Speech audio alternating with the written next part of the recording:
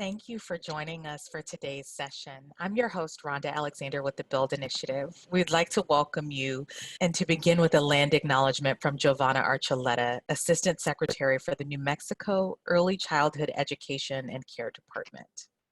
I would like to open up this meeting acknowledging our Mother Earth and the land she nurtures us with, the land where our children grow and the land that provides the food to feed them. When we talk about these resources, we must also acknowledge the lands of our tribal people and the deep spiritual and long-standing relationship of all tribal nations. Today I come from you from Nambe-Awinga, the land of my ancestors who cared for it and fought for it so that I may one day live and raise my own children on it. A relationship that predates colonial contact by thousands of years. Our ancestors still speak to us and guide us through our songs, ceremonies, and writings. Through removal, trail of tears, long walks, assimilation, and the idea that by removing children would kill a culture. Our ancestors did not give up. Our tribal people are some of the most resilient people in our country, continuing to raise children to be resilient, who are nurtured through language and culture, the language and culture that cannot be removed. We must also acknowledge all other spirits who were forcefully displaced from their homelands and trafficked for labor and production on sacred native land. All of us collectively continue to experience the adversity that caused our ancestors and spirits who continue to hurt from actions done to them. Take a moment to pray these people find the healing and peace to raise their children in a world that has so many opportunities, but most importantly, create coexistence free of violence. Tribal people are praying people. This is where we are all tied. Our grandmothers and mothers continue to pray over us. And as tribal people pray, they pray for people in the north, in the east, in the south, and the west. They pray for infants, children, adults, and elders, and our non-human relations, each with knowledge to share with us. As this conference begins, I hope that each of you are balanced in all directions and take a moment to appreciate what Mother Earth has given to us and how she continues to nurture us in many ways. I invite and encourage you to learn who are the original stewards of the land you live and work on and support those nations and children of those land. Thank you. The Build team is excited to present this 20 webinars in 20 days for QRIS 2020 as we explore ideas, possibilities, and learn together about how we might create better, more equitable systems with children, families, and early childhood professionals at the center of our efforts. We are grateful to the many individuals who took time to prepare sessions, generate content, and ideas to share. We believe the sessions will inspire you to build on these ideas, continue conversations, and innovate back in your own communities and states. We have learned a great deal as we prepared for the virtual events. One of our lessons is that a virtual event draws a much broader audience than an in-person conference. The Build QRIS conference was designed for early childhood systems leaders at the national, state, territory, tribal, nation, and community levels. As registration rolled in for the virtual event, we discovered many direct service providers from teachers to center directors and home-based providers signing up for the sessions. We welcome you to our learning community and look forward to hearing your perspective. We encourage you to share your comments, ideas, and questions in the chat box. As you know, we had to pivot from our in-person conference to a virtual conference. We would like to say a sincere thank you to our sponsors who made that switch possible. Their support is essential to this event. We have all become familiar with the Zoom platform over the past few months as we have used it to connect with friends, family, community, and colleagues. We want to point out a few features that might be new to you. First, when the PowerPoint isn't showing, you may choose your view. In the upper right-hand corner, click on Speaker View to see the active speaker, or click on Gallery View to see everyone. Next, we encourage you to provide feedback throughout the session by clicking Participants to open the participant list, and then clicking on the icons at the bottom to respond to questions or give us a thumbs up. Presenters may also use this feature to do some quick polling, so be ready.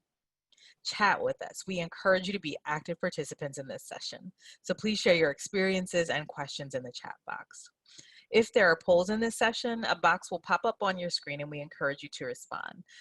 This helps us generate more conversation and enhances our learning together. Now I would like to turn it over to Kathryn Tout to introduce our speakers and launch our session. Good morning or good afternoon. My name is Kathryn Tout. I'm the Vice President for Early Childhood Research and Partnerships at Child Trends. And on behalf of our team, we are so delighted to be here for the final session of the 2020. We have a number of presenters and it represents the nature of our team. We're focused on team and collaboration. So I'm going to go through our long list of presenters. We have Jen Agosti from JRA Consulting, Ann Douglas, who's an Associate Professor of Early Care and Education at UMass Boston, Stephanie Doyle, Senior Associate, Center for the Study of Social Policy. Then from our Child Trends team, we have Tiffany Bamdad, who's a research analyst, Jennifer Cleveland, research scientist, Tamara Halle, who's a senior scholar, and then I'm also on the Child Trends team. So I'll take a moment on the next slide to share a little bit about our project. We're so happy to be here to talk about the Culture of Continuous Learning project. I do think it's a fitting final session for us as we think about how can we take what we've learned throughout these sessions and apply them to the important task of supporting quality improvement across childcare, across Head Start, across pre-kindergarten programs, and all of the programs that serve our young children. Our project is a federal project. It's funded by the Office of Planning, Research, and Evaluation in the Administration for Children and Families. And we're so delighted to have our project officers also on the line today, Nina Phillipson-Hetzner, Evelise Martinez-Beck, Sarah Blankenship, and Amy Madigan. And we want to note that funding for this project comes from research set-aside funds from the CCDBG Act of 2014 and from the Office of Head Start. So we have 3 goals for this presentation. We have a lot of content for you today, and we're hoping to get through a lot, but as Rhonda said, we're also so eager for your feedback and your participation along the way. Because we first and foremost want to build awareness about a new promising quality improvement approach. The Breakthrough Series Collaborative is not a new approach for the field. It has been used extensively in healthcare and social services. However, it is new to early childhood. So we're excited to share information with you about this new approach. Our second goal is to promote an initial understanding about the mechanisms by which this approach improves quality in early care and education.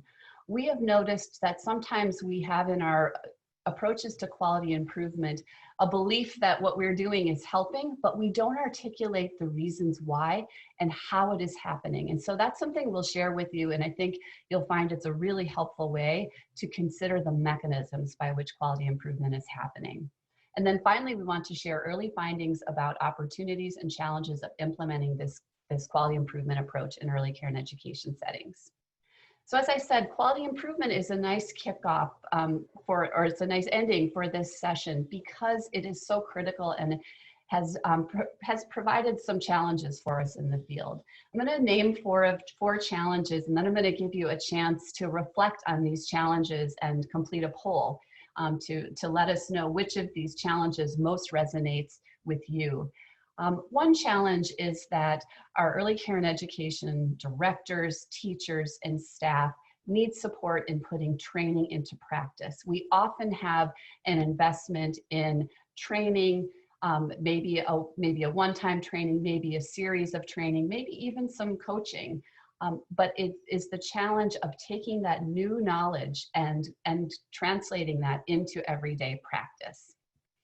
A second challenge is that when we provide coaching or technical assistance about quality improvement, we often provide that technical assistance or coaching to individuals without considering the full program or the full organization. And we think this is a really critical issue that is addressed by the quality improvement method we're going to share with you today. And it gives us a chance to think about, again, what are those mechanisms at the organization level that support and sustain quality improvement? A third challenge is that it is difficult to sustain changes over time. We often see that initial bump, and then we see a revert to practices, business as usual, and not an ability to sustain those changes over time for a variety of reasons. And finally, we see the challenge of content of our quality improvement may not be adapted to the context of the program. It may be content that's best practices in the field, but it is not taking into consideration the unique needs and circumstances of the particular populations or the workforce in a particular program.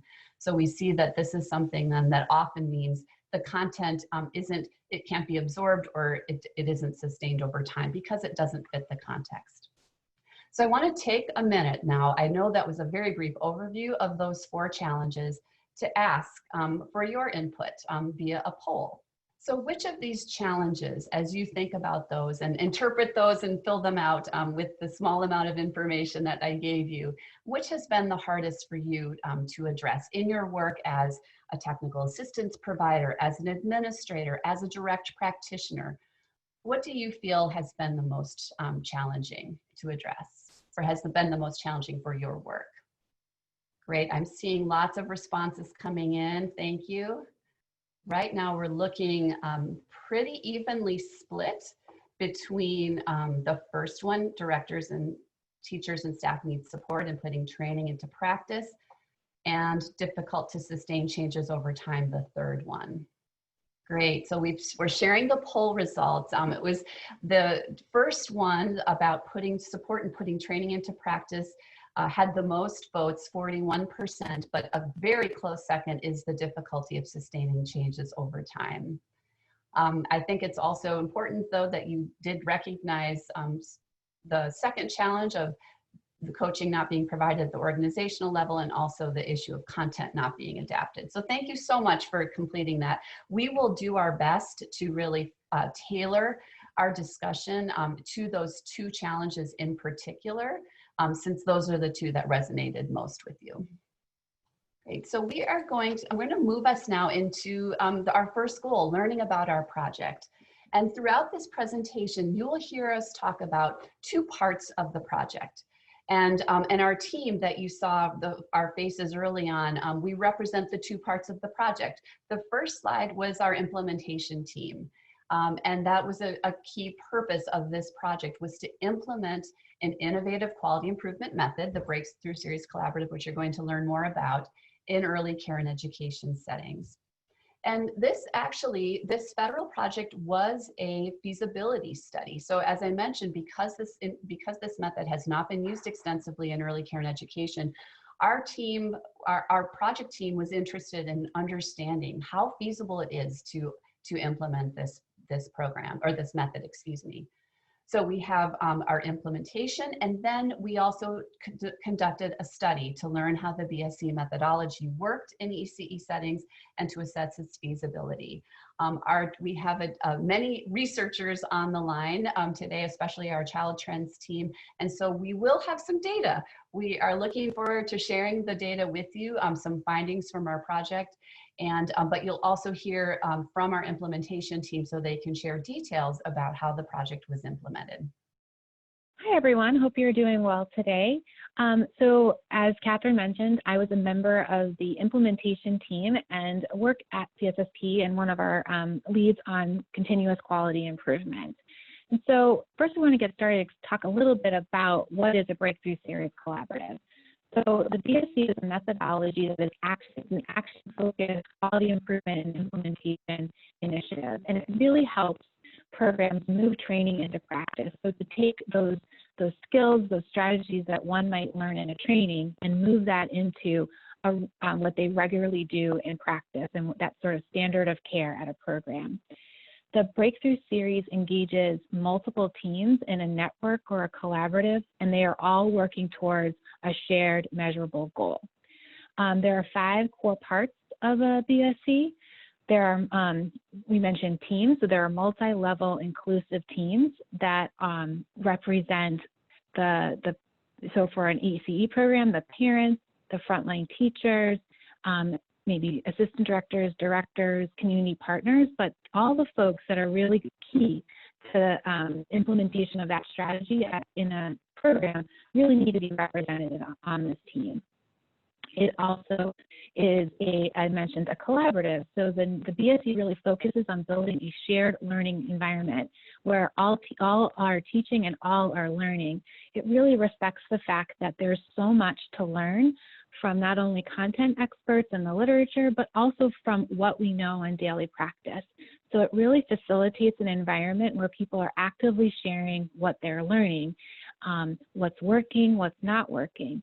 And the purpose here is that it really helps to accelerate change. It allows folks to learn from each other's successes and be able to get a leg up in trying that in their own program, knowing what works and what doesn't.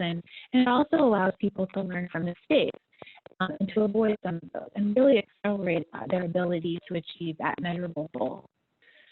The way that the real engine of the Breakthrough Series Collaborative is the model for improvement. And what that is the quality improvement methodology used there.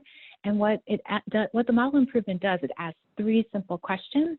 What are we trying to accomplish in everything they're doing? So if they're making a change in the classroom or in making a change in a particular curriculum, it asks really to specify what is that goal. It then asks, how do we know a change is an improvement? So there's a real focus on data. What are those measures that are allowing us over time to see if what we're doing is resulting in a change in our outcome? And then lastly, it asks, what changes will result in improvement? And those are all of the things that we know from the literature, from our day-to-day practice, and what we test out that really are those changes, our own changes that we're going to try out, those strategies that will help us result in improved outcomes. And then teams use PDSAS cycles, plan, do, study, act cycles, to actually test those strategies and to look at the data over time.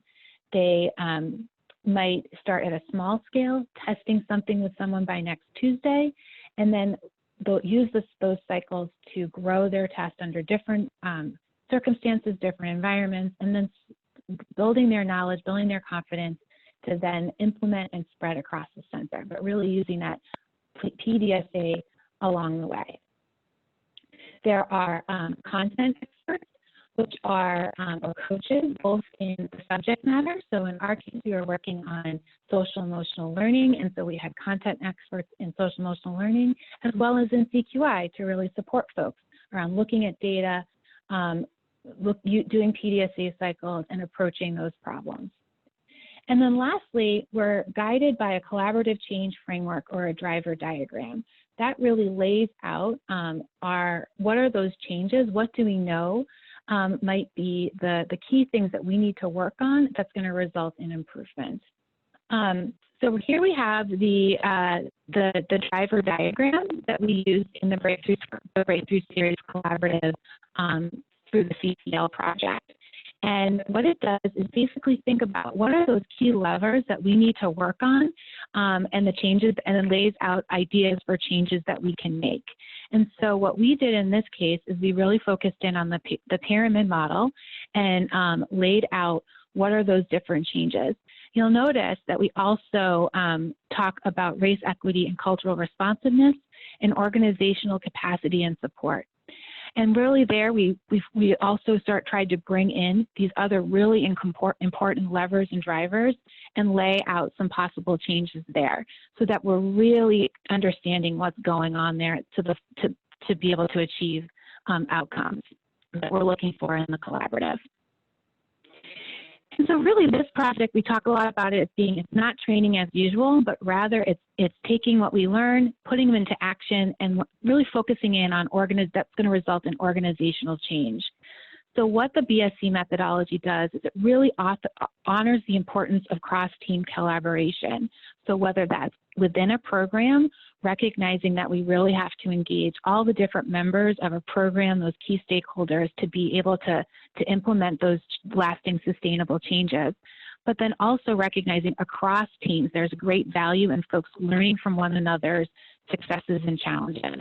There's a real focus on data to drive improvement.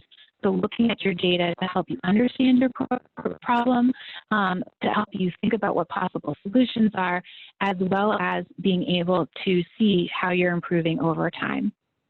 It continuously asks what changes will result in improvements. We know that some changes can be made and they're not necessarily an improvement to the outcome. And so this really, using data, using what we know from our practice-based evidence and the literature, we're able to really think about changes that are going to result in an improvement in our outcomes. It focuses on organizational systems and culture, so really thinking about how teams work together, how they are building that trusting relationship and psychological safety to be able to implement those changes. It mobilizes leadership at all levels. It really looks to those teachers to know what's going to work on a day-to-day basis in their classroom. It asks parents what they need, and then it looks to administrators and directors as they're helping to remove the barriers to sustain those changes on the long term. As we're thinking about that sustainability, we're focusing in on the social dynamics of change. So how does change spread throughout an organization? How do we build on those peer-to-peer interactions where we're sharing what works and what doesn't and building champions? How do we make things easier? So how do we remove sort of challenges or make the easy choice, the choice that the change that you want the easiest choice possible?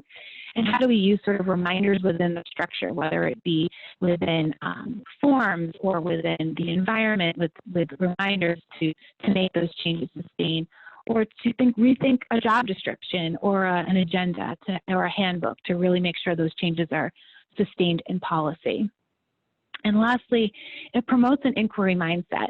We're not using data for judgment or compliance, but rather encouraging people to look at their data, to observe what's happening around them, and ask those questions about, like, I wonder what's happening here. I wonder why it looks like this, and then what might that mean for the changes that we want to test. So we're going to do another poll, taking what I just shared about what's different about the BSC, and tell us a little bit about what of these different approaches that's different than training as usual is most exciting to you. So right now it's looking like the leadership at all levels and the focusing on changes that result in improvement are getting the most, both at around 30%. Still there. Focusing on changes that result in improvement seems to be the one, and it looks like it might be slowing down. Okay, so it looks like what really excites folks is this continuous focus on changes that result in improvement, whether it be keeping an eye on the data or continuously learning from each other. But then right behind that, we do have mobilizing leadership at all levels. And I have to say that in my experience, that's often one of the most exciting parts of that, is seeing people really light up in what they're able to accomplish.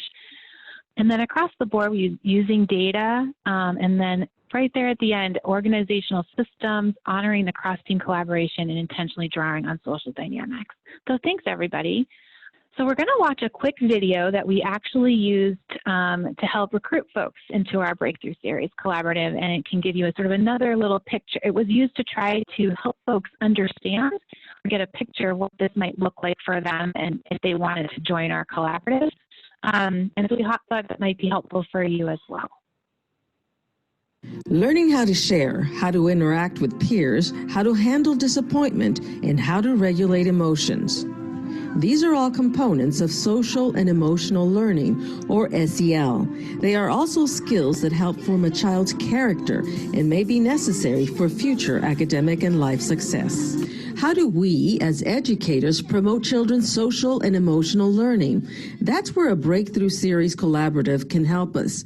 It's a unique quality improvement method that sets up teams to work together within early childhood programs to improve practices. This BSC is focused on how we promote social and emotional learning, but this method can also be used to foster other kinds of learning, like literacy and math. When we foster social and emotional learning, we do it by building nurturing and positive relationships with children, by designing classrooms that promote interactions and collaborative learning, by individualizing instruction, and by partnering with parents to share techniques and strategies. So how does the BSC work? First, we help you form a team with key players from your program, your director, teachers, support staff, and most importantly, parents. Next, you attend meetings, which we call learning sessions. At these learning sessions, you'll work with teammates and learn from experts and one another about new ideas to continually improve what you do, overcome barriers, work more effectively as a team, and how to test out whether new ideas are working to strengthen children's social and emotional learning. Between learning sessions, we have what we call action periods. This is when the real work and collaboration happens. It's when you get to take what you learned at the learning sessions and give it a try in the real world by using plan, do, study, act cycles. This is when you and your team members will decide which evidence-based practices related to children's social and emotional learning you'll try out in your setting. And with the help of data, you'll find out which of those practices will work best. It's when data becomes your good friend and helps you learn whether things are getting better for you, your program, and for the children and families you work with. In the beginning, I was trying to communicate with this parent. I offered to do her child's progress report over the phone. So I felt like I was taking the steps and she was kind of brushing it off. And then I was just like, okay, that didn't work. A key component of the BSC is trying new ideas to find what works for each child and family, rather than applying a one-size-fits-all approach. Through the BSC program, I learned to say, okay, that didn't work, so what am I going to do to try next to communicate with this parent?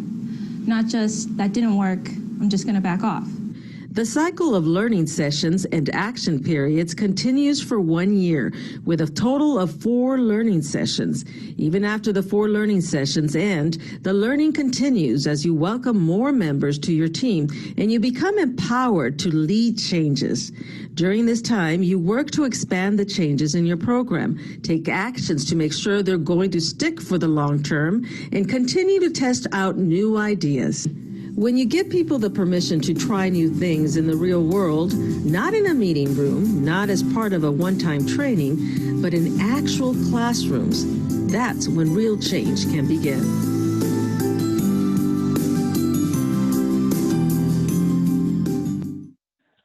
So I just thank you for taking, we were just all commenting to each other how much we love that video. It was a great way to share and try to give a picture to sites who had never participated in anything like this before. So just it talked a little bit about the timeline in that video of what Breakthrough Series Collaborative looks like. Here we have, I just wanted to go over that a little bit quickly again, just so you could sort of see what our BSC looked like. So what we started off with was a pre-work day. So we had an application process to identify teams. They then after selection, came together and we did a pre-work day where they got to assess themselves on that driver diagram that I mentioned and really start to identify their priorities. We then, a few weeks later, we worked with them over that launch phase to get their data systems in place, make sure they had their full team, bring people on, and then had our first learning session. And the learning session is where they started to build relationships with each other, share ideas across teams, and be introduced to some of the strategies within the driver diagram, and then make plans for their first action period. And in that first action period, they were really testing out on the small scale, running PDSA cycles and collecting data. We then came back together for another learning session, and so on and so forth for 4 total learning sessions and 3 action periods. We then finished off with a sustainability period where we brought folks together and really focused in on them setting priorities about what do we really want to see here and how are we going to do that. over the course of that time, our team really supported facilitating that shared learning environment. So we had calls that brought the teams together monthly to share their ideas and what was happening. We provided reports of their monthly metrics, and we also shared resources along the way and provided consultation to each team. I'm going to pass it over to Tiffany, who's going to talk a little bit about what the feasibility study activities looked like. Thanks, Steph. So on the bottom half of this figure here, we see some of the feasibility study activities that were happening concurrently alongside the implementation of the BSC-SEL. So we were conducting this feasibility study, as Kathryn said, to learn more about how the BSC worked in ECE settings. And our data collection was divided into 2 time points. Time 1 being early in the BSC implementation process, and then time 2 being later in the BSC after that final 4th learning session. Our activities included conducting surveys and teapot and tippy toes classroom observations at time 1 and time 2. And in addition to that quantitative data collection, we also conducted some interviews with directors and the implementation team members and faculty members at time 1 and time 2. Then finally, after the last learning session, we also conducted some focus groups at the close of the BSC to learn more about core BSC teams' experiences, and we reviewed some artifacts of implementation. So these were things like notes from the learning session, attendance logs, those monthly metrics that Steph had mentioned, and other materials that were a product of BSC implementation.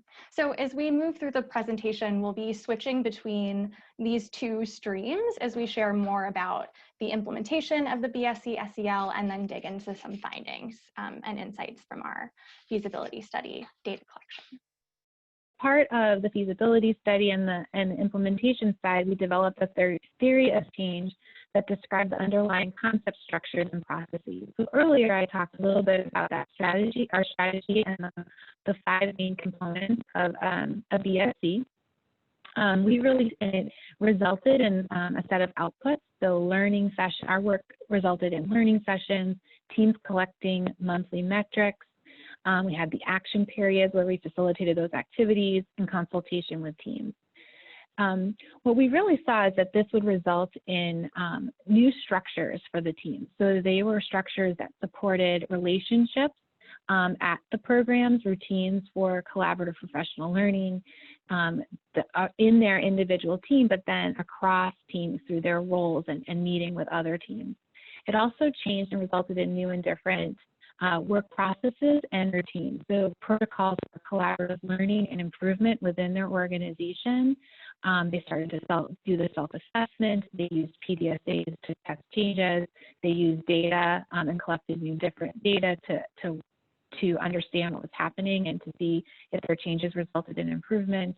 And they used the PDSA testing to test changes and adapt practices in their local context. Now that we took a look at a piece of our theory of change, I think Kathryn put in the full brief in the chat if you want to take a look at more details about that. But we looked at the theory of change that articulated the strategy, so what the BSC is, and then those outputs are the structures and processes that are put into place as a result.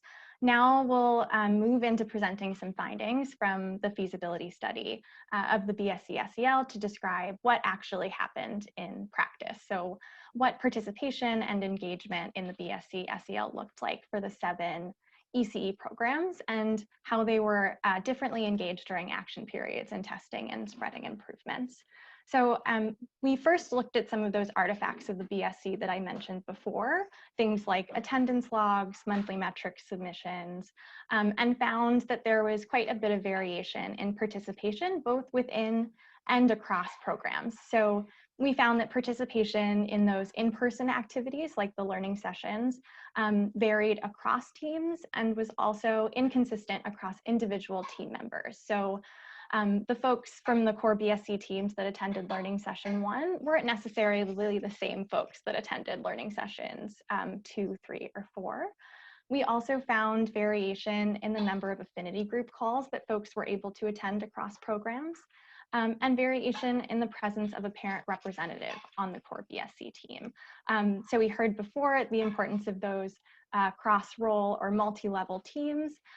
Most ECE programs struggled to support a parent participating consistently in BSC activities. And then finally, we saw some variation in the number of monthly metric submissions for ECE programs.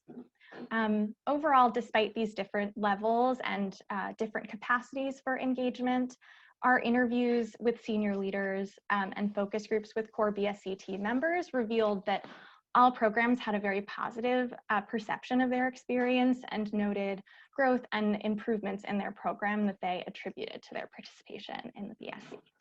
So on the next slide, we'll dig a little bit deeper into some of the variation that I brushed over. So we're gonna talk about variation in senior leader engagement. Again, I mentioned that the multi-level teams are a key element of the BSC strategy, but senior leaders are particularly important as they can support participation of the other core BSC team members, can help support their work to test improvements and collect data.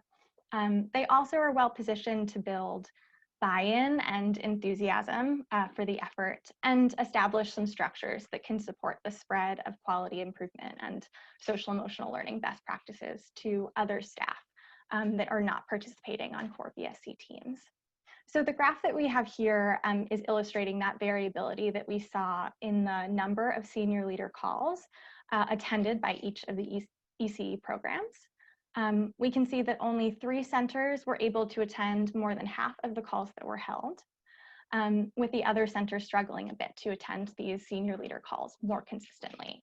And on our next slide, we highlight some findings from our interviews with directors to shed a bit of light about these differences.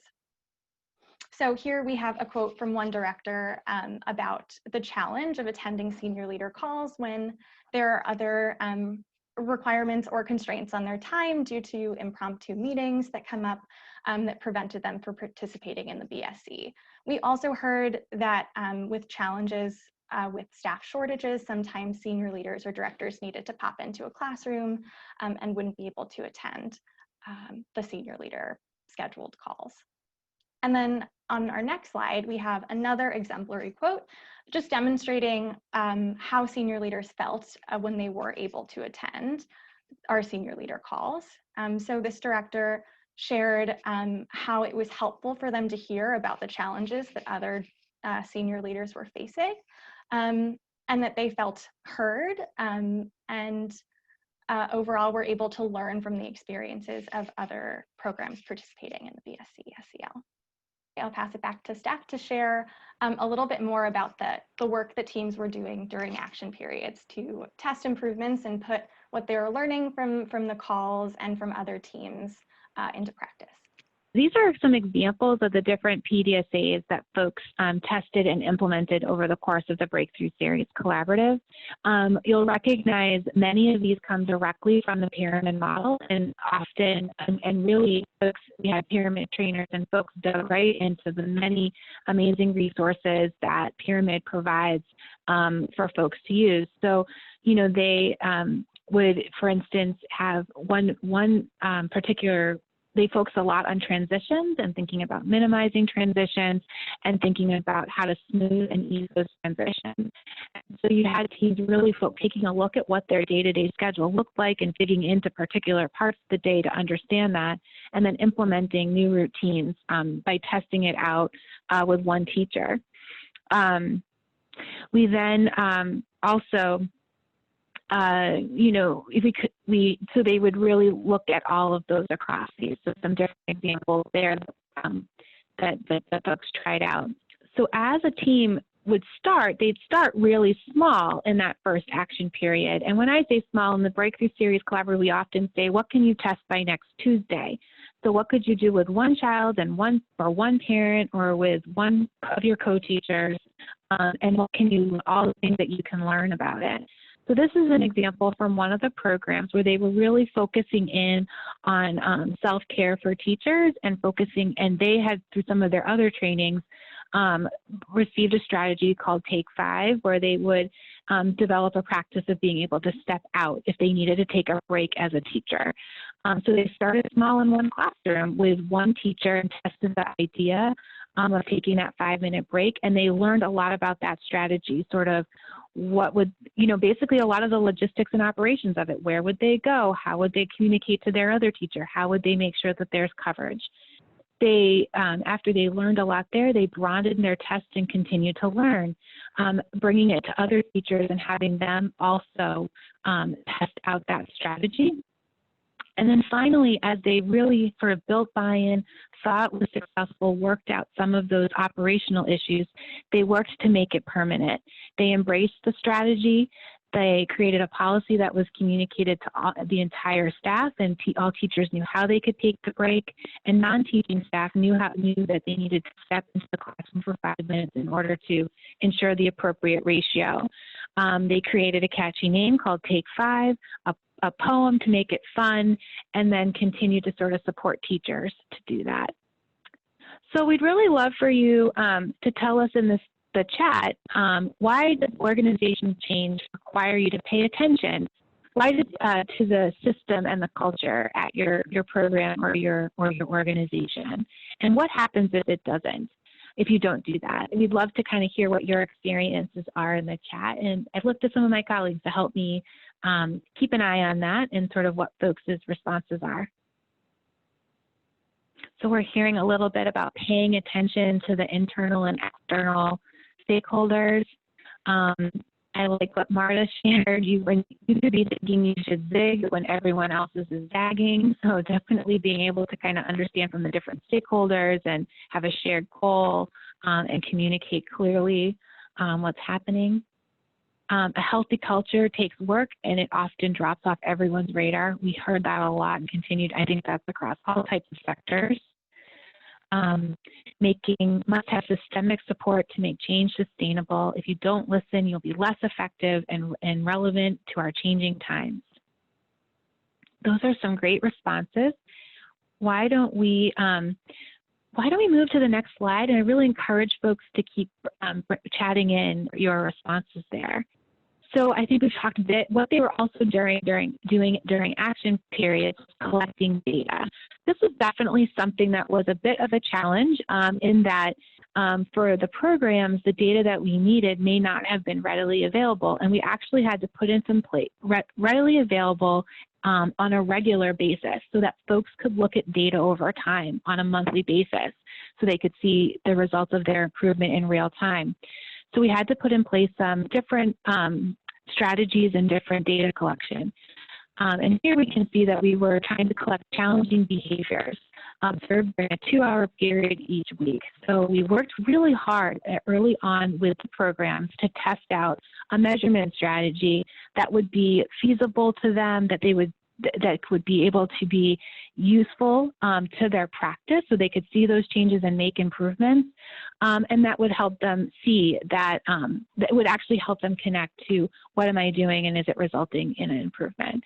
So and what we would do is plot that data over time and report it back to sites so that they could see what was happening. And what often we would do for a site is then on this graph show where they had made different changes, and so they could see the result of what was happening. Or, if something big happened, be able to annotate that so they could really tell a story from their data and from their experience.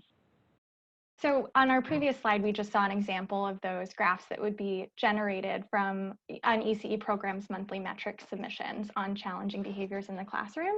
Here we're taking a step back just to look at the extent to which the 7 ECE programs were able to consistently collect and submit data for improvement. So this graph is showing the number of months that each ECE program submitted data on two-way teacher-family communication, which was another metric that they were looking at over the course of the BSc. And we see that there were 3 centers here, centers A, D, and G, in purple, green, and red, respectively, that collected data relatively consistently on two-way teacher-family communication. And some of the other centers struggled a bit more in getting these submissions in on a monthly basis. It is important to note, though, that the centers were all able to collect data for improvement, and it was a challenge for many of them. Starting out, we heard from the implementation team that some of the core BSC teams even chose to do PDSAs on figuring out how to collect data and how to get these to work for them in their programs. And some also needed some additional support from the implementation team to get started on this new process in their programs. And then on the next slide, again, we're going to share some of quotes from our qualitative data collection, just to share a bit more about why we saw such variability across programs. So here again, this director had noted that they were short-staffed and that it was difficult for them to find time during the day to collect data, and maybe also a challenge to get that submitted to the implementation team. And then on the next slide, we have an example of a facilitator that came up a few times. And this was having a person on the team, or in this case, hiring a person that would focus on data collection and really support the collection of data for improvement over the course of the BSC. So in this case, the director shared that they had hired a special projects person who was comfortable with data already. And so that really facilitated this program's ability to collect and use data for improvement.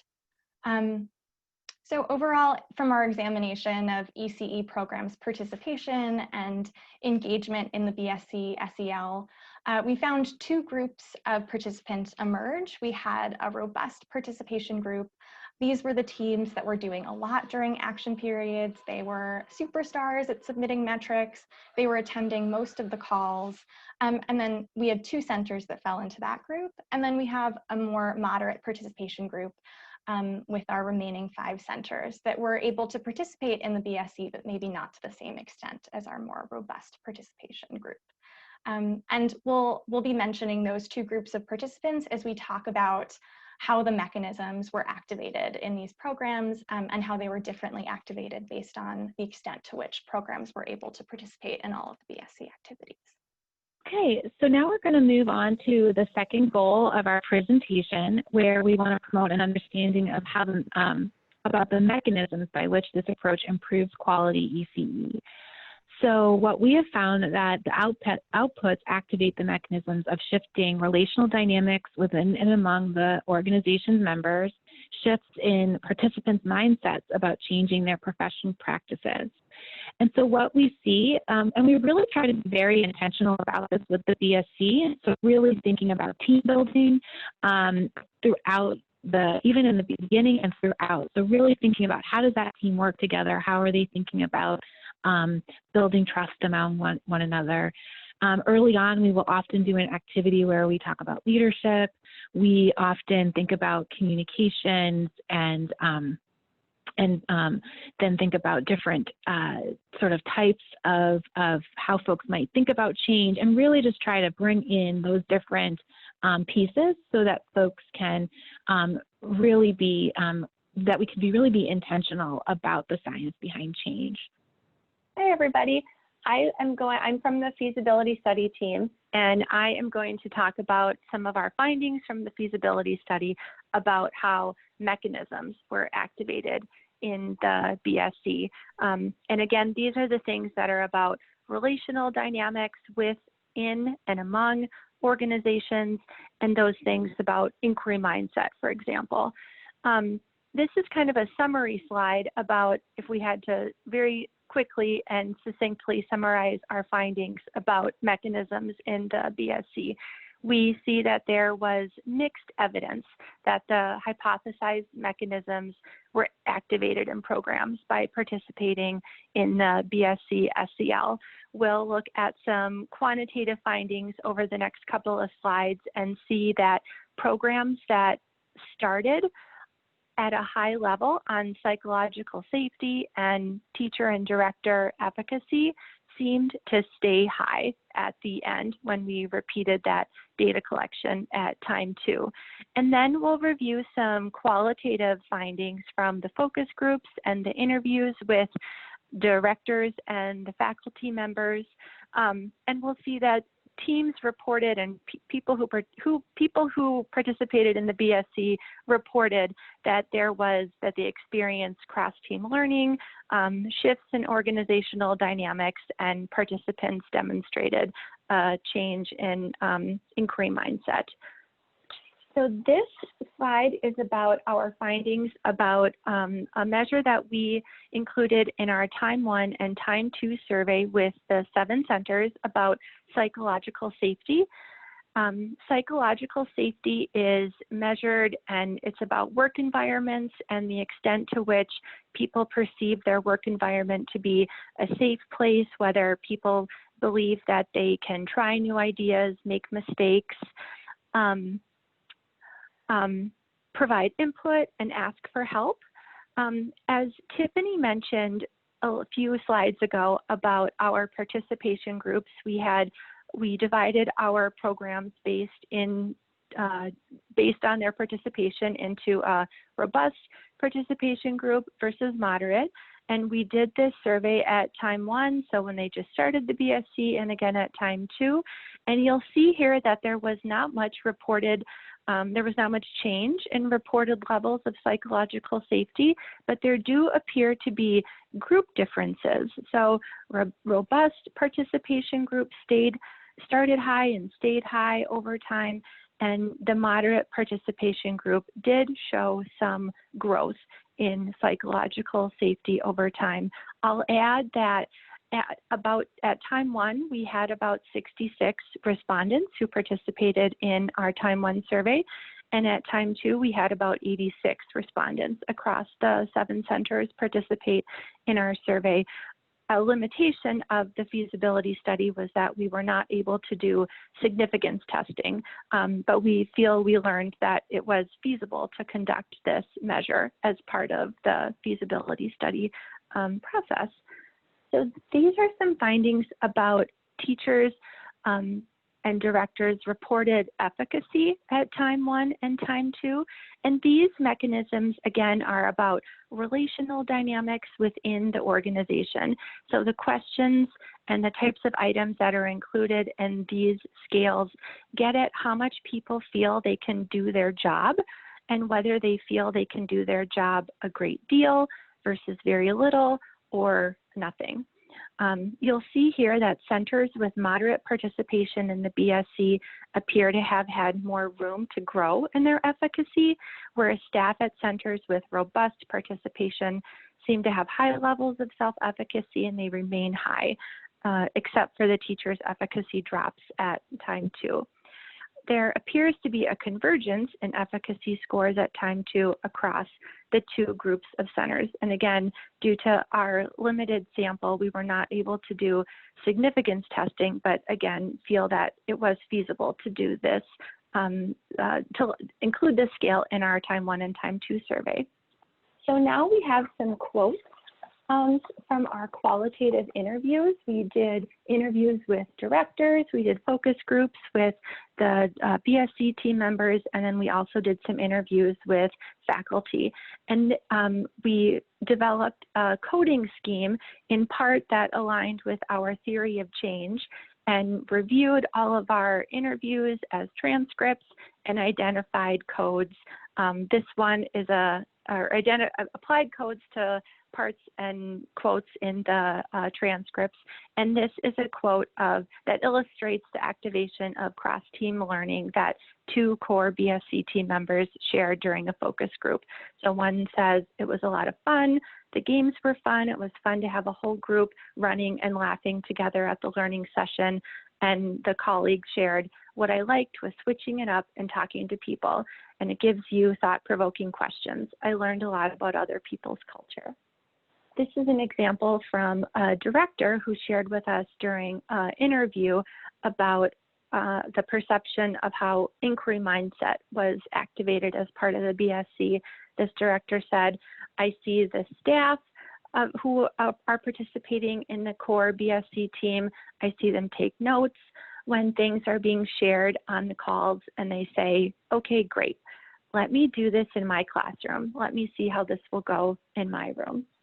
This is an example of a quote from a faculty member who shared that while she noticed that sites may not have been documenting PDSAs, she definitely noticed a change in inquiry mindset. She said, they're approaching things as a PDSA.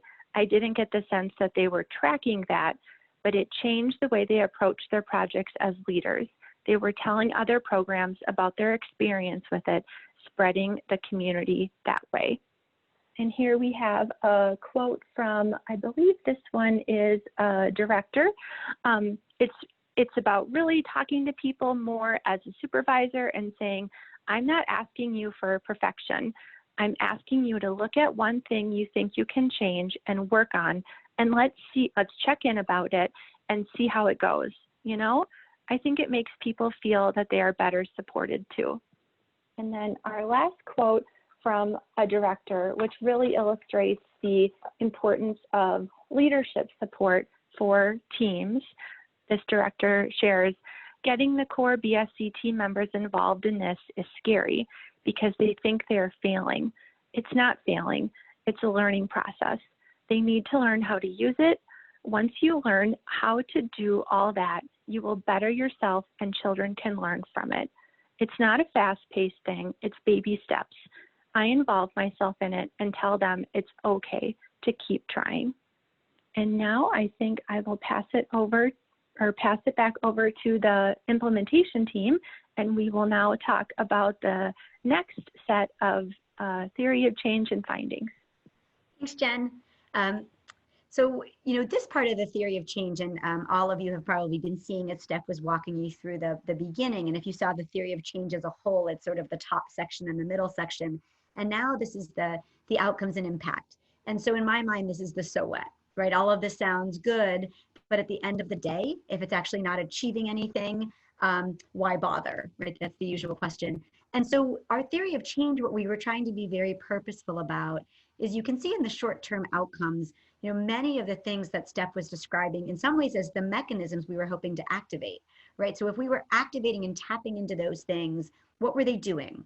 And so what we believed, what we hoped, is that if in fact the things we were doing at the top were activating particular mechanisms, that we would start to see some of these things like increased knowledge.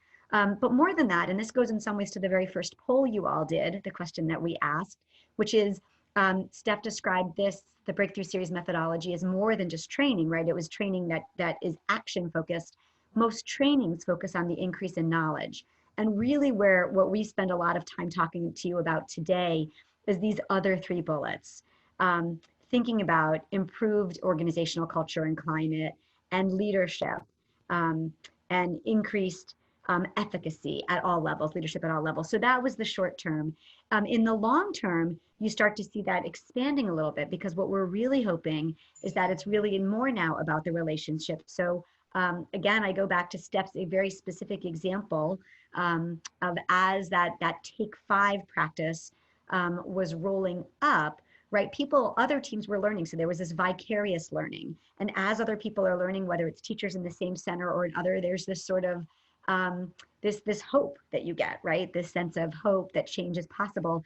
And then I think to the second poll that you all answered, and you were super interested in continuous quality improvement, some of the quotes Jen Cleveland just named, but also in this long-term outcomes, the qualitative information starts to point toward this continued learning. Ultimately, the impact, and again, we'll refer you down to the video and the driver diagram, all about social emotional learning.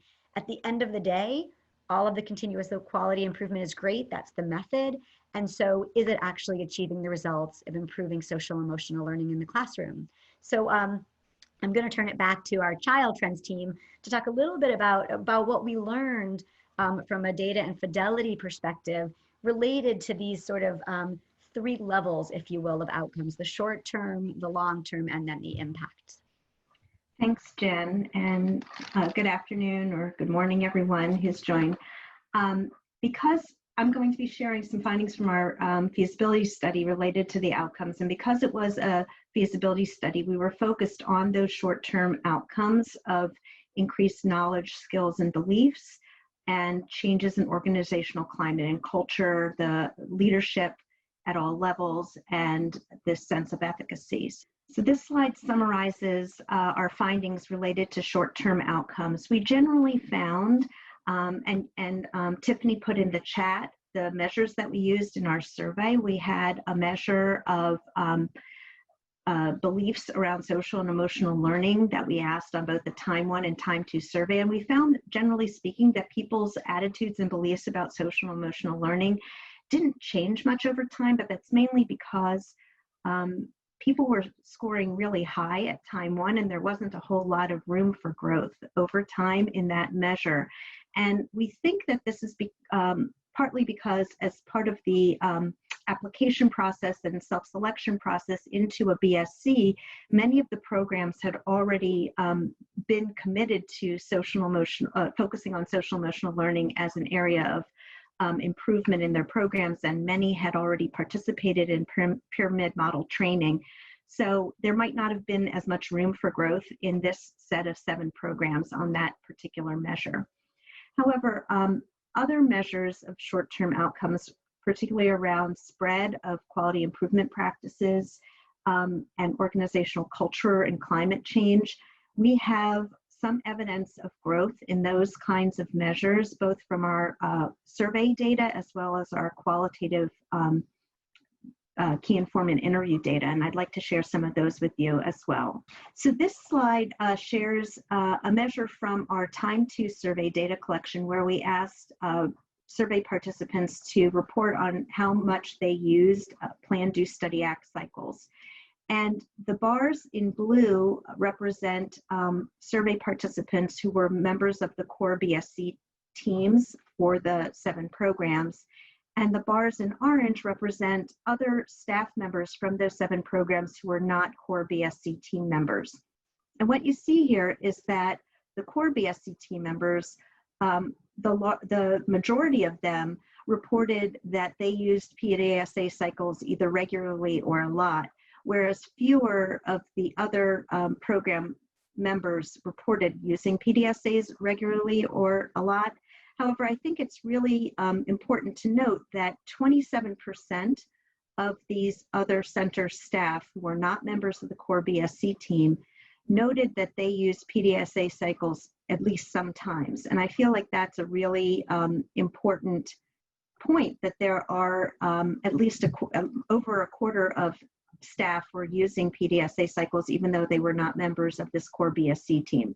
Now, it is true that PDSA cycles has become well known in the early childhood field, and it could be that it's more like a buzzword or a catchphrase that people think they know what they're doing, and oh yes, I use PDSA cycles, and they might be responding to this survey item in a way different than we meant it to be representing, testing small changes, seeing if that change is an improvement. But in any case, I do feel like this is an example of something that we see that there's movement in use of these quality improvement strategies beyond just those who are participating in the core BSc team. Another limitation of our study is that we only have this particular measure at Time 2, and so we can't really know if there were changes over time in the use of PDSA cycles, and that's something for a future study to do. So we will try to track that better in another study.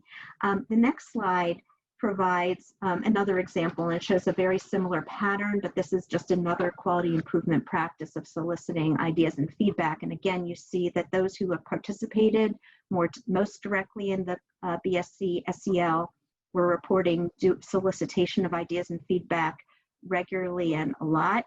But we also see that 40% collectively of staff who did not participate in the core BSc team were reporting doing this sometimes regularly or a lot. So in the chat, we'd love for you to share with us some examples of structures or tools that people in your centers or in centers that you know use to promote change. And I'd love to see that if you want to share that as we move on. I want to make sure we have enough time for some discussion. So as you share your thoughts and examples of structures and tools that people use to promote change in centers, I'm going to move us along to the rest of these findings about outcomes. And thank you in advance for contributing in the chat. Okay, so we had a lot of examples from our qualitative data that showed support for spread of quality improvement practices, and this goes beyond just the quantitative data that I shared with you. And here is an example of a the importance of organizational infrastructure to support spread of change. And so this director shared that at their center, they had a structural feature, a door adjoining two classrooms that actually facilitated sharing of quality of improvement practices. So this director said, all of our classrooms are set up with a joining door between the two classrooms in the middle. And what I found was that whatever the BSC team teacher was trying out, she was actually telling the other teacher that is not part of the BSC team about it, and that it worked. And then the other teacher would try it too with a child in her room. And so it was like a ripple effect. And so this is a beautiful example of how a structural feature of an organization's infrastructure can support the spread of quality improvement practices. Now, not all programs have adjoining doors between classrooms, and that's not something that, well, maybe something you want to consider, but it's not always possible. What we found through interviews with key informants, and these are key informants across faculty, implementation team members, teachers, and directors, is that there were certain characteristics of programs that were more successful in spreading quality improvement practices. And those key characteristics included strong leadership by specific team members of the BSC team. And this is an example of one where a teacher was showing leadership and helping to generate and spread knowledge of quality improvement in her program. Existence of existing communication structures such as staff meetings. And some mentioned the smaller size of a program made it more likely that practices would spread more quickly or more thoroughly. And then also hospitable pre-existing organizational climate was a facilitator. So with that, I'd like to move to some additional findings around organizational climate. Actually, before I do so, I just wanted to mention that the Take 5 example that Steph shared earlier is also an example of spreading and sustaining practices. And so that was like an anecdotal example that it's really powerful to show, but these other examples too, I wanted to share with you. So I appreciate people are sharing some of their, in the chat, some things that they found helpful to them for spreading and sustaining quality improvement. And I wanted to share these findings that are related to some survey data that we have on organizational climate and culture. And we're presenting here some findings from the Early Childhood Job Satisfaction Survey. Tiffany noted that as one of the survey measures that we used in the chat. And here we're presenting 4 subscales of that measure that get at different aspects of organizational culture, including working conditions, co-worker relationships, the work itself, and supervisor relations. And here we're presenting findings broken out by those 2 participation groups that Tiffany mentioned earlier, the 2 programs that we considered robust participation group programs, and they're in the blue dots, and the moderate participation groups that are represented by the orange circles, open circles. And what you see here is similar to some of the findings that we shared earlier around psychological safety, that the robust participation programs started out higher and stayed higher than the moderate participation programs on these measures of organizational culture and climate. However, another feature that you see represented here is that across time 1 and time 2, almost in every case for both groups, both participation groups, you see growth over time. You see improvement in an indicator of organizational culture over time. Now, we only had 7 programs, and we didn't have enough data to look at statistically significant differences, but these are patterns that suggest that there was growth in organizational culture and climate over time for all 7 programs. Thanks, Tam. So leadership at all levels, and again, this was one of those other two areas that I think many people on this call indicated interest on that first poll. When Steph talked about that core strategy about the cross teams, we're very purposeful in a breakthrough series that it's not a team of just managers, but it really is a team that is very thoughtful and intentional about who is on the team. And in this collaborative, we had teachers who were actually in the classroom working with children, which certainly actually promoted or produced some challenges just in terms of time constraints. But we knew it was really, really important because we always believe in a breakthrough series collaborative that those people who are closest to their work are the best at actually guiding the changes. We also knew that parents or caregivers were essential to have on teams because, again, they're the ones that we're trying to make things better for and with. So their voices and their ability to either test changes and participate in change efforts is essential. Each team had a team leader as well as a senior leader. And what I think is worth noting in particular, and this comes from the world of implementation science, is that every person on that team wasn't just, didn't just have input. They weren't just a voice or an advisor, but they actually were leaders. And we created affinity groups so that they spent time with people from other teams to increase their voice, to amplify their voices and their presence. And so this served almost as not only as a quality improvement method, but in some ways it was very much a professional development effort for everyone who was involved, because everyone on the team had the same agency to actually test change and the same expectations. And so you can see on the right-hand side, those puzzle pieces were the themes we used for each one of our in-person meetings. We called them learning sessions.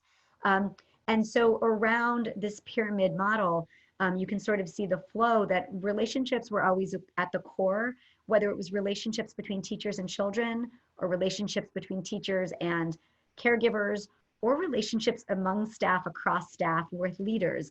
But we really did focus at relationships at all levels, and then created a parallel process of relationships between teams and us on the planning team, on the implementation team, with our faculty coaches. So this leadership at all levels was something that we really tried to create throughout. And I think, again, Tam and Jen and Tiffany will be able to talk to you a little bit about what we found through our efforts to do this. We have a couple of quotes to share from our qualitative data that illustrates this leadership at all levels concept. So in one of our focus groups with a BSC team, we asked about this, and this quote is from a core BSC team member who said, "I would say leadership in our pre-K, after school, infant toddler program. The teacher I'm thinking of, my coworker, takes the initiative to work with the children in the classrooms and share what she learned with other teachers. So adopting what they've learned from what I've observed in the center has made them better teachers compared to before." And we have one other quote to share in the next slide. And this is a quote from a senior leader, as this person is reflecting on the teachers at the program who participated in the core BSC team. This director says, "She has grown quite a bit because she asks a lot more questions. She wants to have the lead on a lot more things. She wants to get a lot more things done in terms of data collection and making sure others do the same. So she has definitely grown and is taking a major step to becoming one of the leaders." And then in conclusion, we have just a summary slide to conclude all of our findings from our feasibility study. There were definitely opportunities and challenges of doing a BSC in an early care and education program.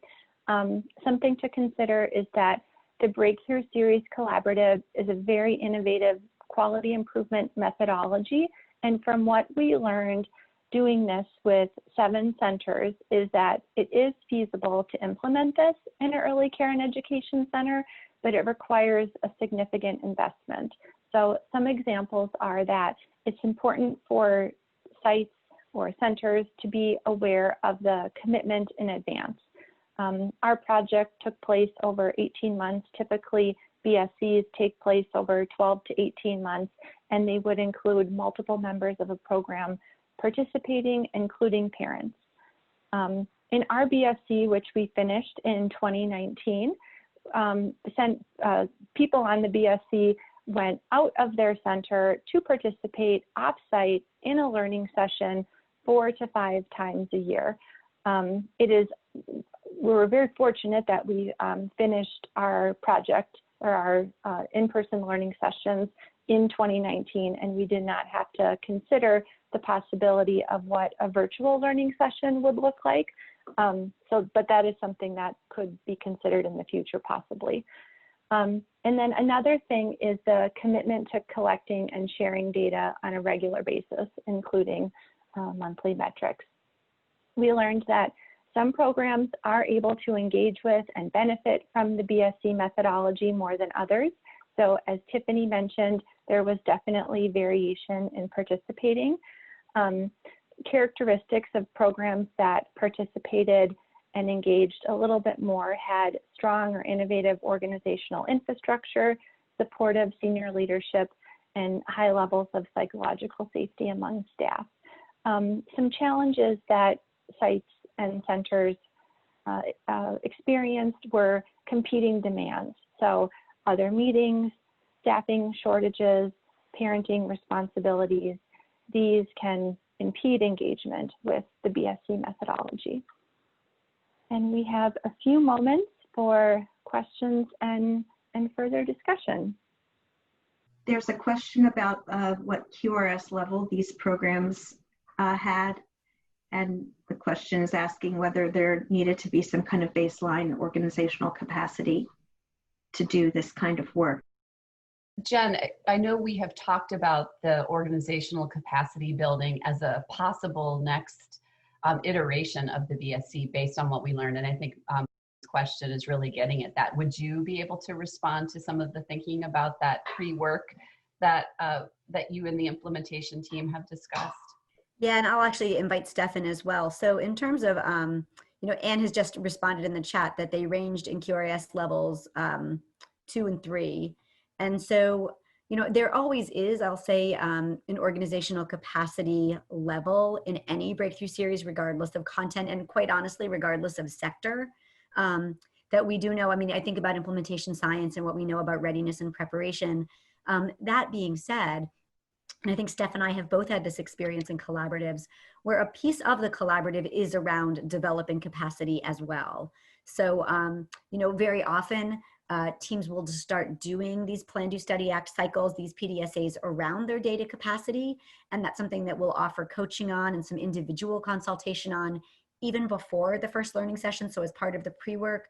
So, while I don't recommend that folks have, zero, that they're starting from, zero, some capacity, but I think that almost a will and an interest and a willingness in some ways is just as important as sort of that capacity to start, because having that will then allows the implementation team to do coaching and consultation to build the capacity over time. I mean, it's not a research project. So, it's not as if the baseline data needs to be perfect so that you have your post data that matches. It's okay to have imperfect data to start that grows and gets better over time, because that inherently is the breakthrough series methodology as well.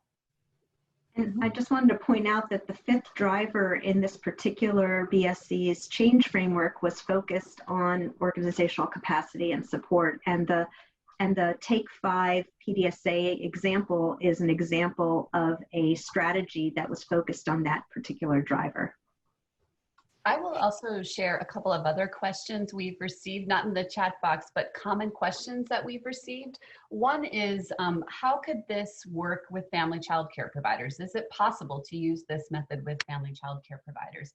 And we've been talking a lot about that question because although family child care providers work alone typically, we think there's a real opportunity here to use this method, and just wanted to refer you to Juliet Bromer, who has done some work. We can put that information in the chat, but who has done some work using a BSC with family child care networks, and found that to be a really successful method, also in kind of a pilot or feasibility study like we did. But we do think this is has real possibilities, especially because of that connection point that family child care providers could have with each other by being part of teams. So we do think there's the possibility of applying this or testing it at least across some of the other child care program types in early childhood. And then also just, it was likely clear, but just to say that the content in focus here on social emotional learning is of course a topic area that many programs are focused on, and it's an important topic area, but we do think there are many other topic and content areas that could be addressed in a BSc. So you can kind of, as you're thinking about this in your own, applying it in your own work, think about some of the other possible topic areas that may be applicable or could fit well with this type of method. Thank you all so much. Before you all sign off, we just encourage you to give us feedback on today's webinar. Some poll questions are beginning to pop up on your screens. And we'd also love for you to let us know in the chat box what was useful, significant, or new, and how we can improve the webinar. I would also really like to thank our session leaders today for this interesting and informative opportunity. And we've really appreciated the contributions from participants in the chat box. Thank you all. Have a great day.